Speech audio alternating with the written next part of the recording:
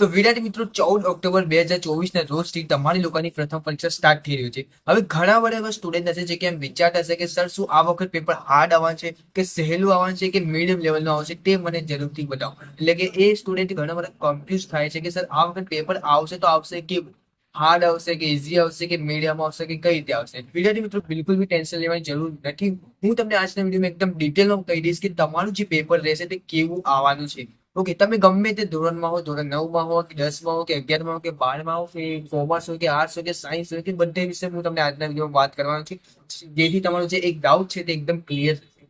Okay, સૌથી પહેલા એ છે કે આ વખતનું જે પેપર છે તે કેવું આવવાનું છે. ઓકે, બટ એના પહેલા તમે એક વાત જાણી લો કે જો તમારી જે સ્કૂલ હોય છે તે કઈ પ્રકારની છે, કયા પ્રકારની છે. એટલે કે જો ઘણી બધી સ્કૂલ્સ પ્રાઇવેટ હોય છે અને ઘણી બધી સ્કૂલ્સ ગવર્મેન્ટ હોય છે. ઓકે, અને આમાંથી ઘણા બધા એવા સ્ટુડન્ટ હશે જે કે ગવર્મેન્ટમાં જ હશે.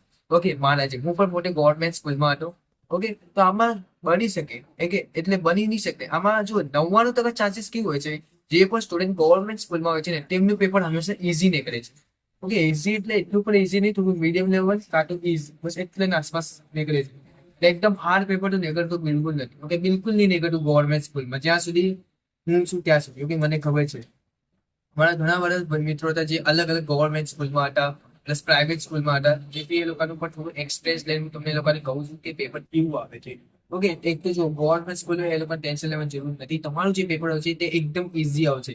ઓકે, ઇઝી આવશે એટલે કે તમને કઈ રીતે ઇઝી આવશે તો હું તમને બતાવું. જો જેમ કે તમારું ટેક્સ્ટ બુક હોય છે, એના પાછળ જે સ્વાધ્યાય હશે બસ એના જ જે પ્રશ્ન છે તમારા લોકોના એક્ઝામમાં જોવા મળવાના છે.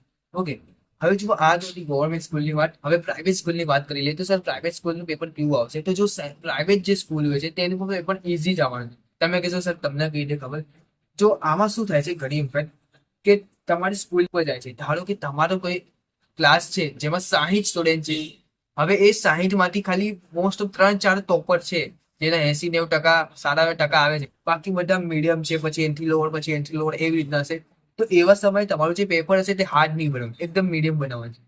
ઓકે, સમજો છો ને. મતલબ સ્કૂલ પર એક ડિપેન્ડ થાય છે કે એમના સ્ટુડન્ટ કયા પ્રકારના છે, એ લેવલના એ લોકો પેપર કાઢતા હોય છે.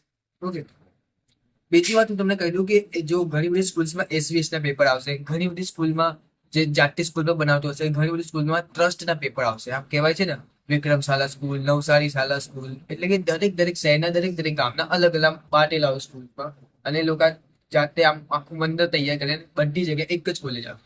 ઓકે, એટલે કે એક જ પેપર આવે, એવું પણ થાય છે. ઓકે, બટ આખા ગુજરાતમાં જોવા જાય તો બધા પેપર અલગ અલગ જ આવશે. ફર્સ્ટ એક્ઝામ, સેકન્ડ એક્ઝામની વાત કરીએ. હા, બોર્ડ એક્ઝામમાં આખા ગુજરાતમાં એક જ પેપર રહેશે, તો એમાં તો ટેન્શન લેવાની જરૂર નથી. બોર્ડ એક્ઝામ તો હજી બહુ દૂર છે, બટ અત્યારે ફર્સ્ટ એક્ઝામ છે તો એમાં તો પેપર હાર્ડ આવવાનું નથી. મહેનત કરો, આરામથી પાસ થઈ જશું. ઓકે, હજી પણ સમય છે. મને ખબર છે બહુ ઓછા દિવસ બાકી છે. અમુક લોકો પ્રથમ પરીક્ષાના પેપર હશે ત્યારે જોટાશે કે સર પેપર કેવું આવવાનું છે. તો પેપર હાર્ડ નહીં આવવાનું. તમે તૈયારી કરશો તો તમને ઇઝી લાગશે, નહીં કરી હશે તો હાર્ડ લાગશે. વેલ સ્ટુડન્ટ, જો તમને એક્ઝામમાં ચોરી કરવાની હોય તો એના પર હું ડિટેલ પર વિડીયો લાવવાનો છું. ખાલી નીચે કોમેન્ટ કરી દેજો કે સર ચોરી કઈ રીતે કરવાની એક્ઝામમાં, એના પર વિડીયો લાવો. ભાઈ ચાલો મળીશું બીજા વિડીયો પર. ત્યાં સુધી bye bye, take care and C you.